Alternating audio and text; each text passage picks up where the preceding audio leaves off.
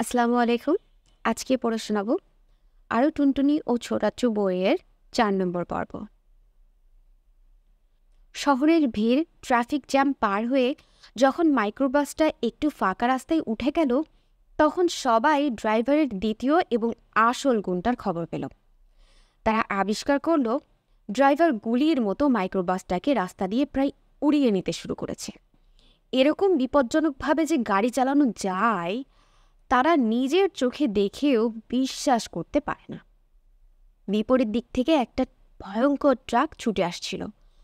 মাইক্রোবাসের driver তার মাঝে রাস্তা দিয়ে যাওয়া একটা বাসকে ওভারটেক করে সেই ভয়ঙ্কর ট্রাকের একেবারে গা ঘষা দিয়ে বের হয়ে গেল। ছোটাচ্চু প্রায় চিৎকার করে বলল, সর্বনাশ! ড্রাইভার ছোটাচ্চুর চিৎকার শুনল বলে মনে হলো না। দৈত্যের মতো ছুটে আসা আরেকটা ট্রাকের মুখোমুখি ছুটে যেতে যেতে একেবারে শেষ মুহূর্তে কোনোভাবে পাশ কাটিয়ে গেল। ট্রাক ড্রাইভার পর্যন্ত চমকে উঠে বিকট সুরে হর্ন বাজাতে থাকলো। ছোটাচ্চু আবার চিৎকার করে বলল, ড্রাইভার সাহেব, সাবধান! ড্রাইভার সাহেব কোনো কথা বলল না। ছোটাচ্চুর কথা শুনেছে সেরকম ভাবও দেখালো না। ঠিক যেভাবে চালাচ্ছিল সেভাবে চালিয়ে যেতে থাকলো। মনে হলো হঠাৎ করে স্পিড আরও বাড়িয়ে দিল। ছোটাচ্চু গলা উঁচিয়ে বলল, ড্রাইভার সাহেব! ড্রাইভার মাথা ঘুরিয়ে বলল, কি হয়েছে? এইভাবে ড্রাইভ করছেন কেন? একটু সাবধানে চালান। ড্রাইভার আবার সামনে তাকিয়ে বলল, কেন?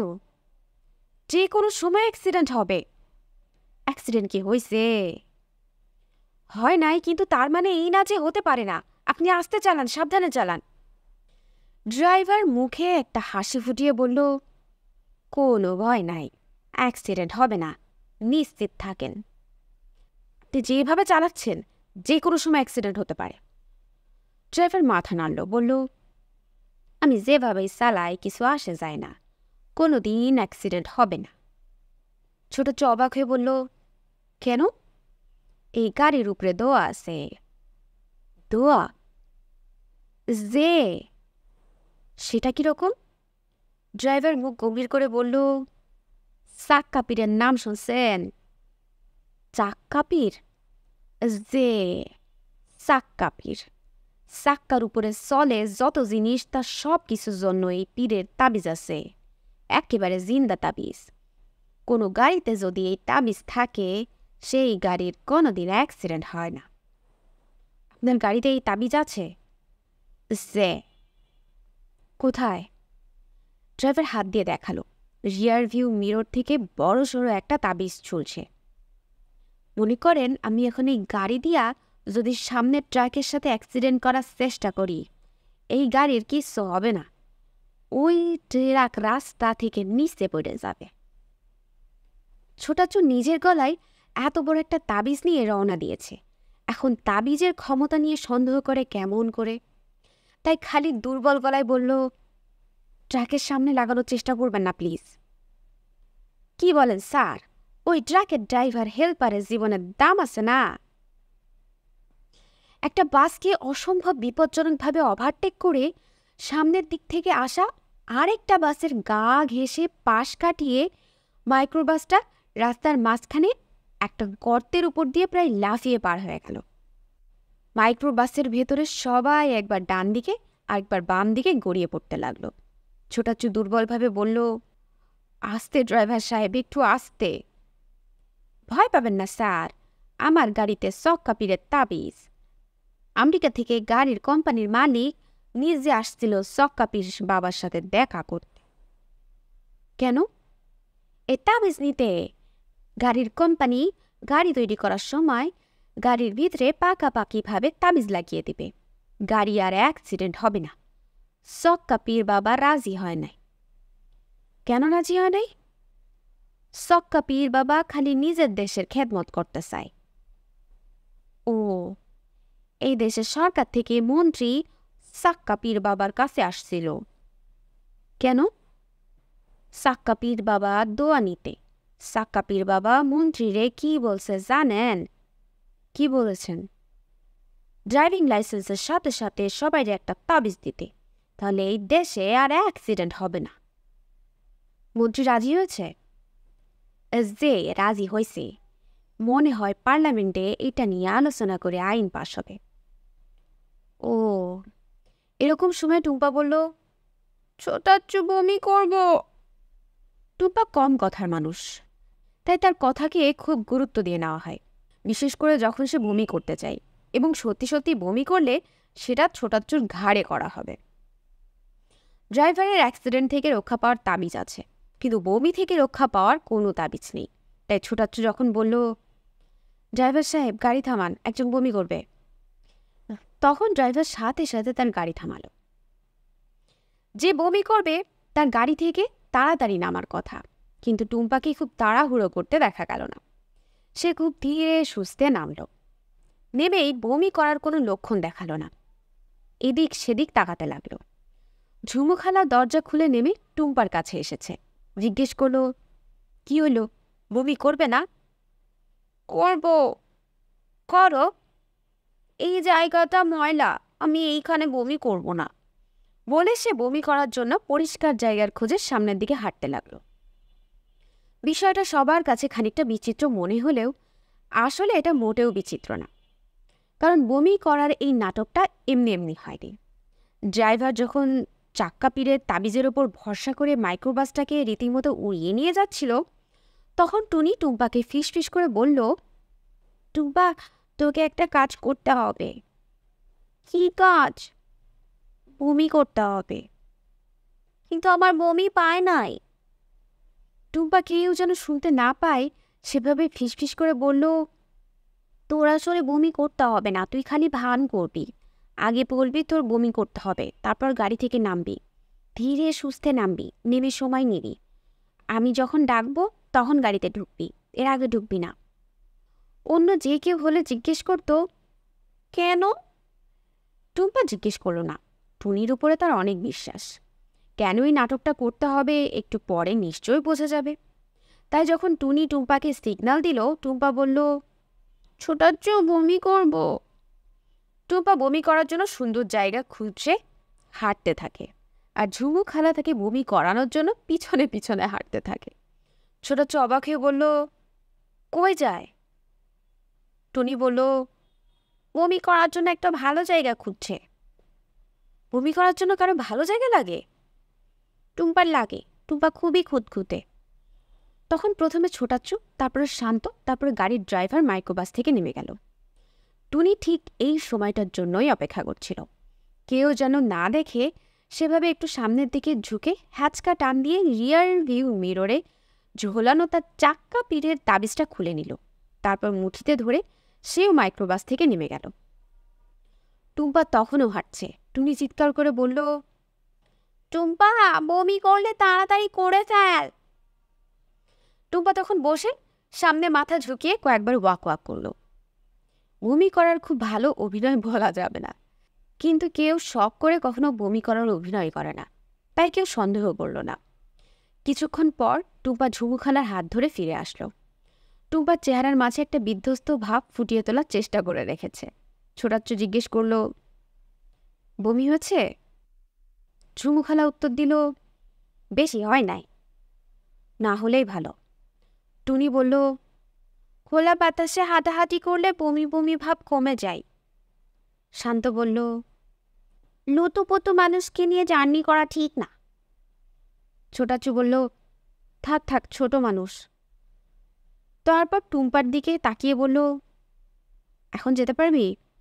টুম্পা মাথা নেড়ে জানালো যে সে যেতে পারবে। তখন একজন একজন করে সবাই আবার মাইক্রোবাসে উঠে পড়ল। ড্রাইভার তার সিটে বসে আবার গাড়ি স্টার্ট করে। দেখতে দেখতে মাইক্রোবাসের স্পিড বাড়াতে থাকে। সামনে যা কিছু আসে সব কিছু ওভারটেক করে ফেলে। উল্টো দিক থেকে যা কিছু আসে তার গা ঘেঁষে যেতে থাকে। মাঝে মাঝে হেডলাইট জ্বালিয়ে নিভিয়ে আবার বিপরীত দিক থেকে আসা গাড়িগুলোর চোখ রাঙিয়ে দিয়ে সামনে থেকে সরে যেতে বাধ্য করতে থাকে। ছোটাচ্ছু কয়েকবার বলল, আস্তে ড্রাইভার সাহেব, আস্তে। ড্রাইভার তার কথা শুনল না। একটা বড় বাসকে ওভারটেক করে ড্রাইভার যখন গুলির মতো সামনে চলে গেল, ঝুমু খালা সিট ধরে কোনো মতে নিজেকে সামলে নিয়ে বলল, ড্রাইভার সাহেব। কি হলো? আপনার আসলে অ্যারোপ্লেনের পাইলট হওয়ার কথা ছিল। কপালের দোষে আপনি হয়েছেন গাড়ির ড্রাইভার। ড্রাইভার কোনো কথা না বলে বিষ দৃষ্টিতে একবার ঝুমু খালার দিকে তাকালো। ঝুমু খালা বলল, আপনার মনে হয় কেউ এখনো বলে নাই আপনার গাড়ির কিন্তু দুই দিকে পাংখা নাই। যত জোরেই চালান এটা কিন্তু আকাশে উড়বে না। যত জোরেই চালান এটা কিন্তু আকাশে উড়বে না। ড্রাইভার মুখ খিচিয়ে বলল, আপনার মুখ খুব খারাপ। ঝুমু খালা বলল, গরিবের পরিবার, জন্মের সময় বাপে মধু কিনে আনতে পারে নাই, বাড়িতে কাঁচামরিচ ছিল, মুখে সেটাই দিছিল, তাই আমার মুখ এত খারাপ। মুখে মিষ্টি কথা আসে না। মিষ্টি কথা না আসলে চুপ কইরা থাকেন, ঝাল কথা বলতে হবে কেন? তার কারণ গাড়ি অ্যাক্সিডেন্ট হইলে আপনি একলা মরবেন না, তার সাথে আমরা সবাই মরব। আপনি মরতে চান মরেন, বাড়িতে গিয়া গলায় দড়ি দেন, কিন্তু আমাদের সবাইরে আপনি মারতে পারবেন না। ড্রাইভার গলা উঁচিয়ে বলল, আপনারে কতবার বলবো আমার গাড়িতে চাক্কা পিঠে তাবিজা। কথা বলার সময় চোখের কোনা দিয়ে তাবিজটা এক নজর দেখতে গিয়ে আবিষ্কার করলো রিয়ার ভিউ মিররে ঝোলানো তাবিজটা নেই। তাই সে কথা শেষ না করে মাঝখানে থেমে গেল। হেঁচকি তোলার মতো শব্দ করে বলল, তাবিজ, আমার তাবিজ। সবাই তখন দেখল যেখানে একটা তাবিজ ঝুলছিল সেখানে কিছু নেই। কিভাবে সেটা ঘটেছে সেটা এখন টুম্পা হঠাৎ করে বুঝে গেল। সে টুনির দিকে তাকালো। টুনি চোখ টিপে মুচকি হাসল। ঝুমুখালা চিৎকার করে বলল, আপনার তাবিজ কই গেল? ড্রাইভার খুব তাড়াতাড়ি গাড়িকে থামিয়ে এনে রাস্তার পাশে দাঁড়া করিয়ে গাড়ির ভেতর আতি পাতি করে খুঁজতে থাকে। হাহাকারের মতো শব্দ করে বলল, আমার তাবিজ, আমার চাক্কা পীরের তাবিজ। ঝুমুখালা বলল, আপনি বলছিলেন আপনার তাবিজ জিন্দা, সেই জন্যে মনে হয় উড়ে উড়ে চলে গেছে। সবাই ভাবল ঝুমুখালার টিটকেরি শুনে ড্রাইভার বুঝি রেগে উঠবে। ড্রাইভার রাগল না, চোখে মুখে গভীর একটা দুঃখের ভাব ফুটিয়ে বলল, আপনি আমার সাথে মশকরা করছেন, কিন্তু এই তাবিজ আসলে জিন্দা। বিনা অজুতে এই তাবিজ ছুতে হয় না। এই তাবিজের অপমান করলে তাবিজ গায়েব হয়ে যায়। আপনারা সবাই এই তাবিজরে বেইজ্জত করছেন। তাবিজ গোসা গইরা গায়েব হয়ে গেছে। হায় রে হায়। ঝুমুখালা বলল, আমরা কখন আপনার তাবিজের বেইজ্জতি করলাম? একটু পরে পরে বলছেন অ্যাক্সিডেন্ট হবে, অ্যাক্সিডেন্ট হবে, সেটা তাবিজের বেইজ্জতি হইল না? ছোটাচ্ছ একটু বিরক্ত হয়ে বলল, ঠিক আছে ড্রাইভার সাহেব, বেইজ্জতি হলে হয়েছে, এখন রওনা দেন। শান্ত বলল, এখন আপনার জিন্দা তাবিজ নাই, তাই আস্তে আস্তে চালাবেন। ড্রাইভার ফোঁস করে একটা দীর্ঘশ্বাস ফেলে বলল, নিশানা খুব খারাপ, চাক্কা পিঠের তাবিজ নাই, ভালো মন্দ কিছু একটা না হয়ে যায়। ঝুমুখালা বলল, হইব না, আপনি ড্রাইভার ভালো, এতক্ষণ গাড়ি উড়াইয়া নিচ্ছিলেন, এখন রাস্তার উপর দিয়ে নিবেন। ড্রাইভার মুখটা কালো করে তার সিটে বসে গাড়ি স্টার্ট করলো। গাড়ি স্টার্ট দিয়ে চালিয়ে নিয়ে গেল খুবই সাবধানে, কোনো বিপজ্জনক ওভারটেক করল না। বিপরীত দিক থেকে ছুটে আসা কোনো গাড়িকে হেডলাইট জ্বালিয়ে নিভিয়ে চোখ রাঙিয়ে দিল না। কোনো বাস কিংবা ট্রাকের একেবারে গা ঘেঁষে পার হলো না। হর্ন বাজিয়ে কারো কান ঝালাপালা করল না। এক কথায় বলা যায় সবাই খুব শান্তিতে পুরো রাস্তাটা পার করল। বেশি সাবধানে গাড়ি চালানোর কারণে পৌঁছাতে দেরি হয়ে গেল। যখন শেষ পর্যন্ত কাঁচা রাস্তা দিয়ে ঝাঁকুনি খেতে খেতে মাইক্রোবাসটি ভূতের বাড়ি পৌঁছেছে তখন বিকেল হয়ে গেছে। এই বাগান বাড়িটি আগে কেউ দেখেনি, সবাই এটাকে ভূতের বাড়ি বলে এসেছে। বাগান বাড়ির সামনে দাঁড়িয়ে মনে হলো এটা বুঝি আসলেই একটা ভূতের বাড়ি। পুরনো একটা দোতলা বাসা, চারপাশে বড় বড় গাছ দিয়ে ঢাকা। বড় বড় গাছের কারণে দিনের বেলাতেই আবছা অন্ধকার। সামনে বড় বারান্দা, ভারী কাঠের পুরনো আমলের দরজা জানালা। পুরনো দেয়াল থেকে জায়গায় জায়গায় পলিস্টার খসে পড়েছে। দালান বেয়ে বেয়ে কিছু কিছু লতানো গাছ উঠে গেছে। দালানটি ঝকঝকে তকতকের ভাবটি আর নেই, কিন্তু সেই জন্যে এটাকে খারাপ লাগছে না, বরং এর মাঝে অন্য এক ধরনের সৌন্দর্য ফুটে উঠেছে। গাড়ির শব্দ শুনে পিছন থেকে একজন মাঝবয়সী মানুষ হাজির হলো। মনে হয় এই বাগান বাড়ির কেয়ারটেকার। ছুটাছুটি একটা সালাম দিয়ে বলল, আমার স্যার ফোন করে আমাকে বলেছেন আপনারা দুপুরে আসবেন। হ্যাঁ, আসতে একটু দেরি হয়ে গেল। স্যার বলেছিলেন আপনারা ডিটেকটিভ, এখন তো দেখি সবাই পোলা পান। আমরা এসেছি ডিটেকটিভের কাজে, আর অন্যরা আসছে বেড়াতে।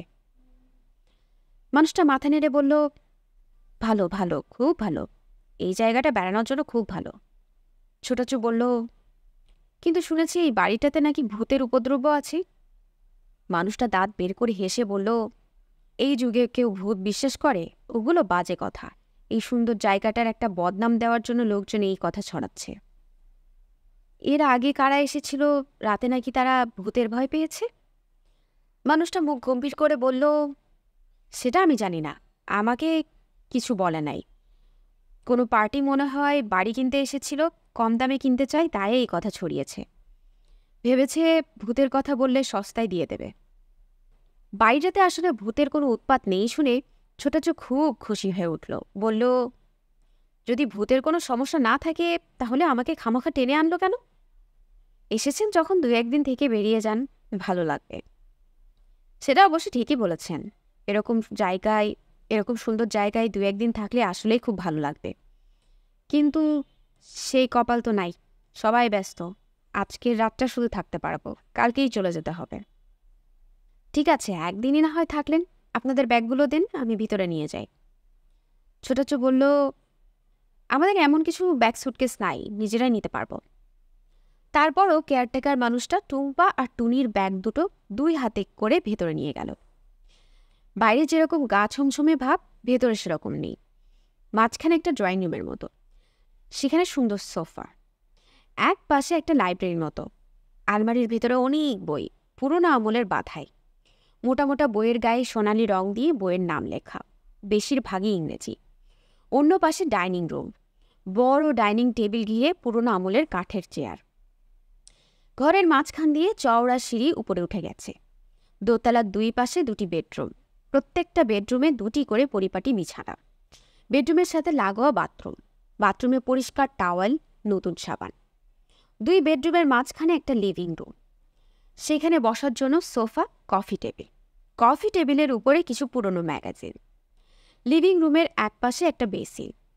ট্যাপ খোলার পর ঘর ঘর একটু শব্দ করে পানি বের হয়ে এলো। ঘরের অন্য কোনায় একটা পুরনো টেলিভিশন। শান্ত প্রথমেই ডান দিকের বেডরুমের জানালার কাছে সবচেয়ে ভালো বিছানাটা দখল করে নিল, অন্যটাতে ছোটাচ্ছু।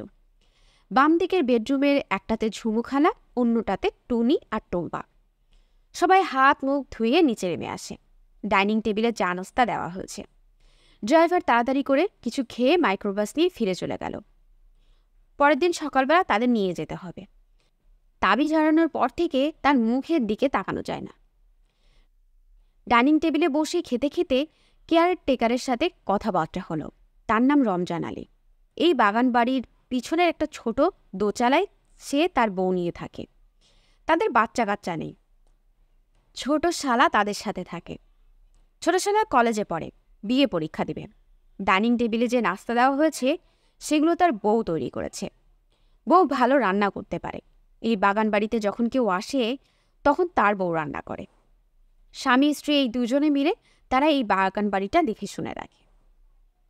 কেউ বেড়াতে না এলে তাদের আলাদা কাজ নেই, কিন্তু এই বড় বাড়িটা দেখে শুনে রাখাই অনেক কাজ। খাওয়া শেষে রমজান আলী ডাইনিং টেবিল থেকে কাপ, পিরিচ, পাটি, প্লেট তুলে নিতে নিতে জিজ্ঞেস করলো, রাত্রে কি খাবেন? শান্ত বলল, পিৎজা। আপনার বউ পিৎজা বানাতে পারে? রমজান আলী থতমত খেয়ে বলল, জি না, এটার তো নাম শুনি নাই। শান্ত হতাশ হয়ে বলল, তাহলে আর লাভ কি হলো? এখানে ভালো মাছ পাওয়া যায়।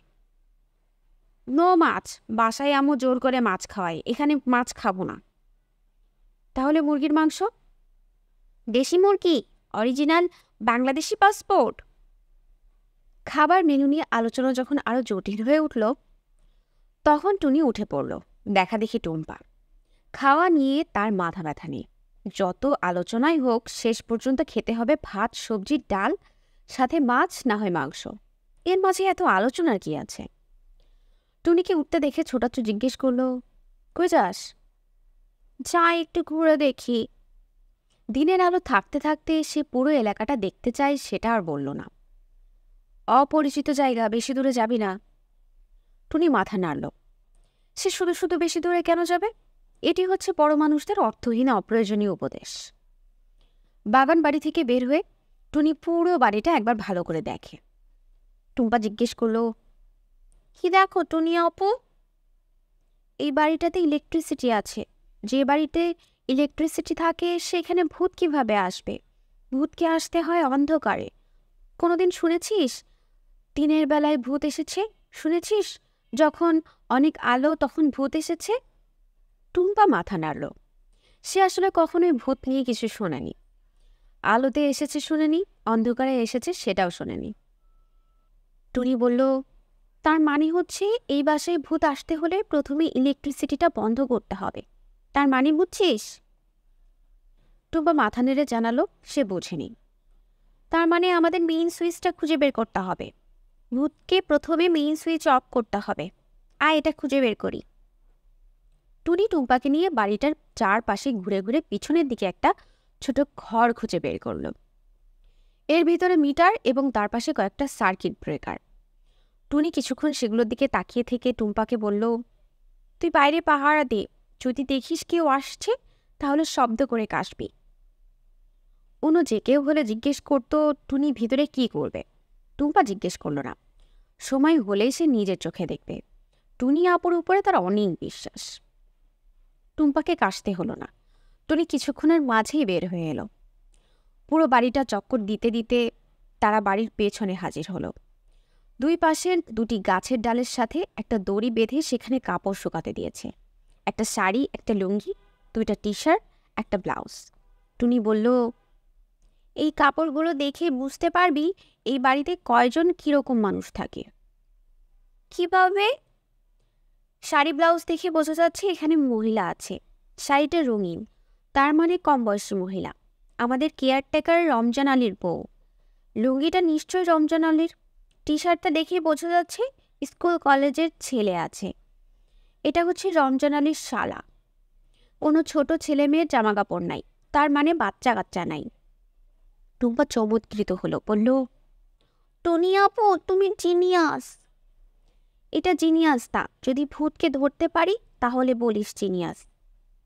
ভূতকে ধরে কি করবে? সেটা নির্ভর করবে ভূতের সাইজের উপর। ছোটখাটো হলে বোতলে ভরে নিয়ে যাব। টুম্পা কথা কম বলে। টুম্পা কথা বলে কম, হাসে আরও কম। এবারে টুনির কথা শুনে সে হি করে হেসে উঠল। আরেকটু হাঁটতেই টুনি আর টুম্পা কেয়ারটেকার রমজান আলীর বাড়িটা দেখতে পেল। তকতকে একটা বাসা, বাসার সামনে সবজির বাগান। তারা আরেকটু এগিয়ে যায়। একটা জানালা দিয়ে একটা বউ বাইরে তাকিয়েছিল। টুনি আর টুম্পাকে দেখে সরে গেল। টুনি বলল, আয় যাই। এই বউটা লাজুক, আমাদের সাথে কথা বলতে চাই না। দুজনে আবার বাগান বাড়িটা ঘুরে ঘুরে দেখে। টুম্পার চোখে এটা পুরনো একটা বাড়ি ছাড়া কিচ্ছু না, কিন্তু টুনির চোখে মনে হয় আরও অনেক কিছু ধরা পড়েছে। সে মাঝে মাঝেই কিছু একটা দেখে, সব কিছু বুঝে ফেলার মতো করে মাথা নাড়তে থাকে। কি দেখে মাথা নাড়ছে টুম্পা জানার চেষ্টা করে না। তাকে জানানোর মতো কিছু হলে টুনি নিজেই তাকে জানিয়ে দেবে। সন্ধ্যা হওয়ার পর শান্ত বলল, শুধু শুধু এখানে এসে সময় নষ্ট, এখানে কিছুই করার নাই। ছোটাচু জিজ্ঞেস করলো, তুই কি করতে চাচ্ছিস? সেটা জানি না, তুমি বলেছিলে এখানে ভূত আছে। এখন রমজান চাচা বলছে ভূত নাই। ভূত যদি না থাকে তাহলে এসে লাভ কি? টুনি বলল, ভূত তো আর রমজান চাচার পোষা ভূত না। মানে? রমজান চাচা না বললেই ভূত থাকবে না কে বলেছে? থাকতেও তো পারে।